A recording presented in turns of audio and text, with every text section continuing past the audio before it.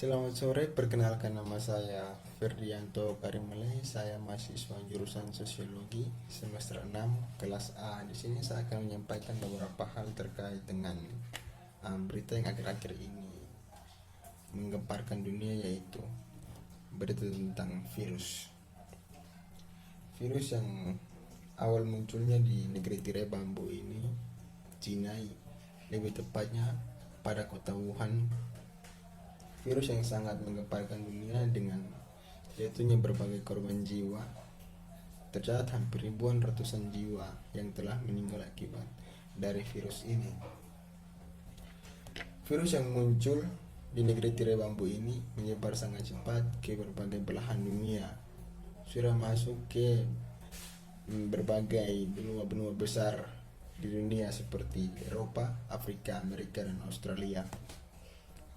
Virus ini juga tercatat sebagai salah satu virus yang sangat mengancam kehidupan populasi manusia di dunia dibandingkan dengan virus-virus yang sebelumnya muncul, yaitu virus AIDS, Ebola, dan lain-lain. Virus ini juga membuat semua lapisan elemen masyarakat terganggu, baik itu politik, pendidikan, olahraga, ekonomi, bisnis, dan lain-lain dihentikan sementara dan serentak di seluruh dunia. Sebelum masuk ke pembahasan, saya lebih terdahulu menjelaskan apa itu virus corona. Virus corona atau biasa disebut dengan COVID-19 diawali dengan gangguan pada sistem pernapasan yang dapat mengakibatkan kematian. Virus ini menyerang siapa saja, tidak memandang usia, jenis kelamin, tahta, dan lain-lain. Virus ini menyerang bayi, anak-anak, orang dewasa, lansia, ibu hamil, dan ibu menyusui. Pada banyak kasus yang telah terjadi, corona menyebabkan infeksi pernapasan ringan seperti flu. Namun virus ini juga menyebabkan infeksi pernapasan berat seperti pneumonia. Gejala infeksi virus corona ini bisa menyebabkan penderita mengalami gejala flu seperti hidung berair, sakit kepala, batuk, nyeri tenggorokan, dan demam. Selain itu, timbul juga gejala penyakit infeksi pernapasan berat seperti demam tinggi, batuk berdahak, bahkan sampai batuk berdarah dan nyeri dada. Gejala corona akan muncul dalam waktu 2 hari sampai 2 minggu setelah terpapar virus tersebut. Virus corona ini juga digadang-gadang sebagai salah satu virus yang menyebabkan atau melumpuhkan perekonomian dunia.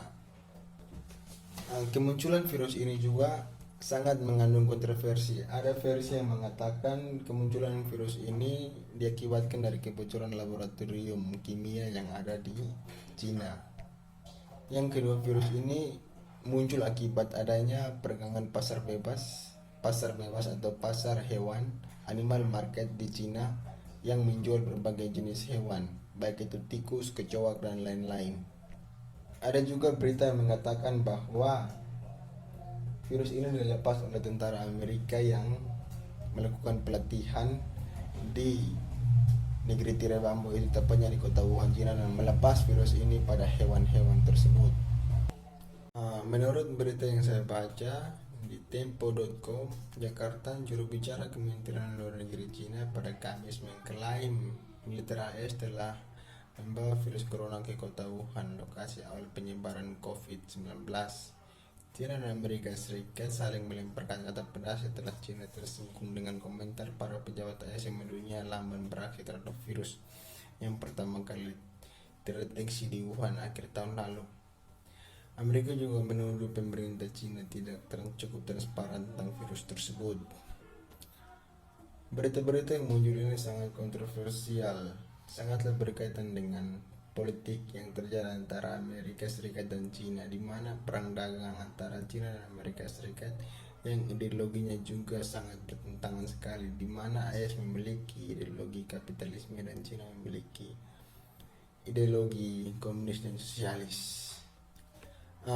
Di sini saya akan mengangkat berita tentang bagaimana juru bicara Cina yang mengatakan bahwa pasukan Amerika yang melepas virus tersebut pada latihan bersama di Wuhan, Cina.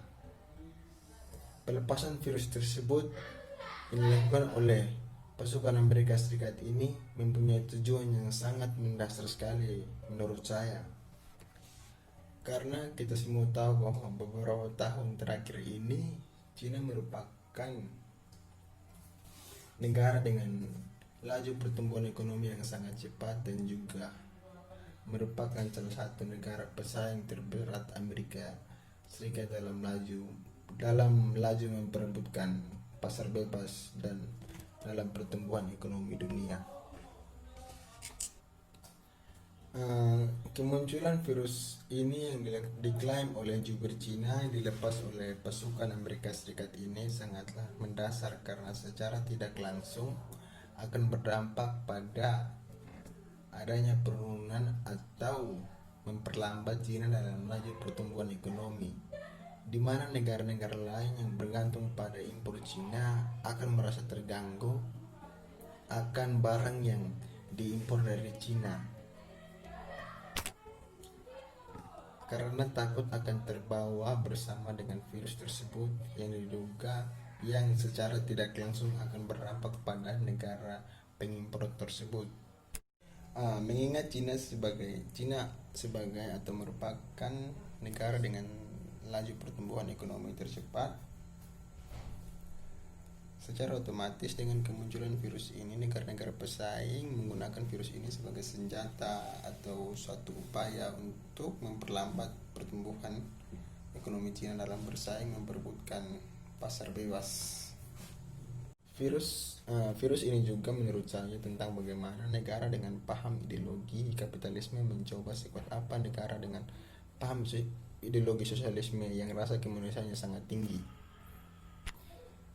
Kita semua tahu bahwa Cina merupakan salah satu negara dengan paham ideologi komunis sosialis, di mana di sini Cina akan merasa terancam. Dicoba kekuatan negaranya bagaimana mereka mempertahankan negara dengan paham ideologi sosialis, di mana virus tersebut membuat individu satu dengan individu lainnya akan semakin menjauh dan juga bahkan merusak hubungan baik antara atau di dalam suatu kelompok karena merasa terganggu atau merasa terancam akan terjangkit virus tersebut. Juga berbicara tentang perang ideologi yang terjadi ini, kembali kita harus melihat bagaimana dengan beribu korban jiwa yang telah berjatuhan. Ini tentang rasa kemanusiaan. Di sini saya akan menawarkan beberapa solusi baik untuk pemerintah maupun masyarakat. Baik, yang pertama solusi untuk pemerintah yaitu memblokir semua pintu masuk atau pintu awal transportasi menghubungkan antara negara-negara. Di sini kita tahu bahwa bandara, pelabuhan dan lain-lain itu merupakan salah satu transportasi penghubung negara-negara. Takutnya di situ bahwa negara tidak mensterilisasikan bandara-bandara tersebut atau pelabuhan-pelabuhan tersebut. Takutnya virus tersebut akan masuk dan menjangkit ke masyarakat sekitar dan akan meluas ke dalam negara. Yang kedua, melakukan perawatan gratis terhadap pasien virus corona, terkhususnya masyarakat dengan ekonomi rendah. Kita semua tahu bahwa virus corona merupakan virus yang sangat berbahaya dan baru, dan kita tahu bahwa virus ini belum mempunyai vaksin atau obatnya. Adapun obatnya itu pun sangat mahal dan tidak dapat dijangkau oleh masyarakat dengan ekonomi yang sangat kecil. Yang ketiga terus menghimbau masyarakat untuk tidak berpergian ke negara-negara yang terjangkit virus corona. Yang keempat, mengeluarkan kebijakan mengenai tunjangan kesehatan dan ekonomi kepada masyarakat kecil. Kita tahu bahwa dengan adanya virus ini mengakibatkan tingginya harga-harga barang seperti masker, makanan dan lain-lain. Yang berikut untuk masyarakat, tetap waspada dan mengikuti semua aturan atau himbauan yang dikeluarkan oleh pemerintah pusat maupun daerah, dan juga mengikuti perintah yang dikeluarkan oleh para ahli-ahli kesehatan.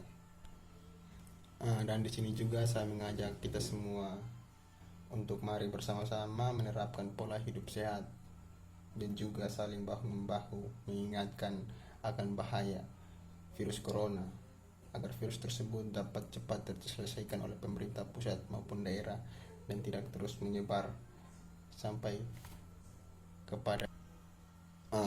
kepada seluruh pelosok daerah. Sekian dari saya, terima kasih.